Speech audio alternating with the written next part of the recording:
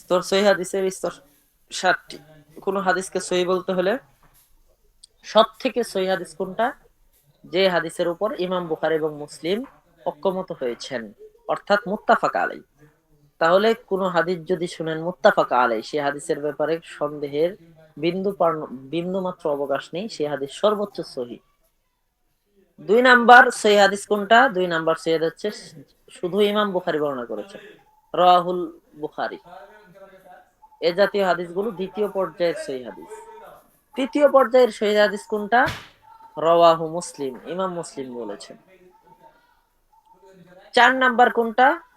4 number হচ্ছে যে হাদিসগুলো ইমাম বুখারী ও মুসলিমের শর্ত অনুযায়ী বর্ণিত হয়েছে, কিন্তু তারা দুজনে বর্ণনা করেনি। মানে এই মুস্তাদরাক হাদিস। কি হাদিস? মুস্তাদরাক হাদিস, অর্থাৎ ইমাম বুখারী মুসলিমের শর্তে বর্ণিত হয়েছে কিন্তু তারা বর্ণনা করেনি। 5 নাম্বার যে হাদিস ইমাম বুখারীর একক শর্তে বর্ণনা হয়েছে কিন্তু তিনি বর্ণনা করেননি। 6 নাম্বার যেটা ইমাম মুসলিম একক শর্তে বর্ণনা করে, মানে হচ্ছে বর্ণিত হয়েছে যে হাদিসটা। এরপরে ইমাম বুখারীর কিছু প্রসিদ্ধ পরিভাষা, এটা একদম ঠাডায় মুখস্থ রাখতে হবে। ক্বালা বা'দুন নাস, কিছু কিছু মাসালার ক্ষেত্রে ইমাম বুখারী প্রায়শই এই পরিভাষা ব্যবহার করেছেন। এর অর্থ নিয়ে ইখতিলাফ রয়েছে, তবে ইমাম আবু হানিফার সাথে ইমাম বুখারীর মতানৈক্যপূর্ণ মাসালার ক্ষেত্রে এই পরিভাষা তিনি ব্যবহার করেছেন। তাহলে ওয়াকালা বা'দুন নাস, এখানে বা'দুন নাস দ্বারা উদ্দেশ্য কি? এখানে হানাফি মাযহাবকে উদ্দেশ্য করে তিনি বলেছেন ইমাম বুখারী। এরপর ইমাম তিরমিজির কিছু পরিভাষা, এটা গুরুত্বপূর্ণ। হাযা হাদিসুন হাসানুন, হাযা হাদিসুন হাসানুন সহিহুন, তিনি দুইটাই একসাথে উল্লেখ করে দেন। আচ্ছা, হাযা হাদিসুন হাসানুন সহিহ দ্বারা দুইটা ব্যাখ্যা হতে পারে, অর্থাৎ এক নাম্বার যে হাদিসের ব্যাপারে এই পরিভাষাটি ব্যবহার করা হয় সেই হাদিসটি দুটি সনদে বর্ণিত, একটি সনদ হচ্ছে সহিহ আর একটা হচ্ছে হাসান।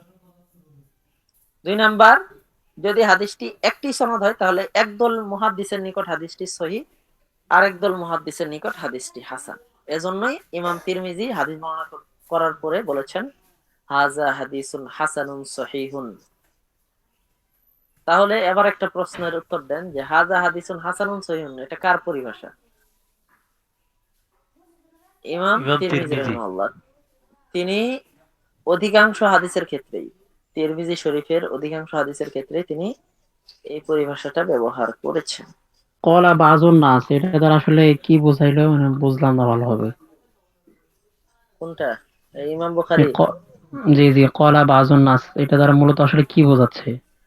আচ্ছা, ওয়াকালা বা'দুন নাস এটা দ্বারা হচ্ছে তিনি এমন কিছু কৌল উল্লেখ করেছেন, ইমাম বুখারী রাহিমাহুল্লাহ কিছু কৌল উল্লেখ করেছেন। ক্বালা বা'দুন নাস বলার পরে একটা কৌল উল্লেখ করছেন, একটা কথা বলেছেন। যেমন বলেছেন যে উদাহরণস্বরূপ আত্মহুরু শাত্রুল ইমান, ক্বালা বা'দুন নাস। ঠিক আছে? ক্বালা বা'দুন নাস উল্লেখ করার পরে তিনি বলছেন আত্মহুরু শাত্রুল ইমান, শেষ। এরপরে সরাসরি হাদিস উল্লেখ করে দিয়েছেন। এর মানে তিনি ক্বালা বা'দুন নাস দ্বারা বইলে হাদিস দিয়ে উত্তর দিয়েছেন। ঠিক আছে? তো এই কলা বাদুন নাস দ্বারা অনেকগুলো মতানৈক্য আছে, যে কলা বাদুন নাস দ্বারা তিনি কাদের খণ্ডন করেছেন, কাদের উত্তর দিয়েছেন। ঠিক আছে? কেউ কেউ বলেছেন তিনি শিয়াদের উত্তর দিয়েছেন, কেউ কেউ বলেছেন শিয়াদের উত্তর দেওয়ার তো প্রশ্নই আসে না, তারা তো কিছু রাফিজি শিয়া, তারা তো মুসলমানদের অন্তর্ভুক্ত না। আহ, অতএব আহ কোন কোন মুহাদ্দিস বলেছেন যে কলা বাদুন নাস দ্বারা তিনি ইমাম বুখারী কিছু মাসালার ক্ষেত্রে ইমাম আবু হানিফা বা হানাফি মাযহাবের কিছু আহ কথার উত্তর দিয়েছেন। আশা করি বুঝতে পেরেছেন।